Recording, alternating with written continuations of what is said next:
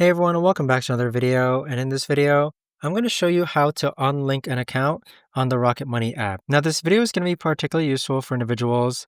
Let's say that you want to go ahead and unlink one of your bank accounts or investments accounts on the Rocket Money app.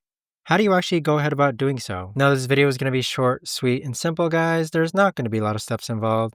So in order to do this, what you're first going to do is that you want to go ahead and log on to the Rocket Money app. Next, you want to click on the gear icon on the upper left-hand corner. Next, you want to click on Linked Account and click on Linked Accounts.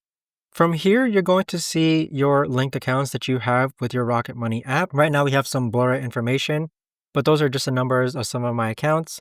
So we're going to go ahead and unlink this account here and then click on Unlink My Account. Now, once you've done so, you should see your account be removed, and there you have it. But that right there is the best and easiest way that I know of to actually go ahead and unlink an account on the Rocket Money app. If you guys know of a better or easier way to actually do this, let me know in the comments down below.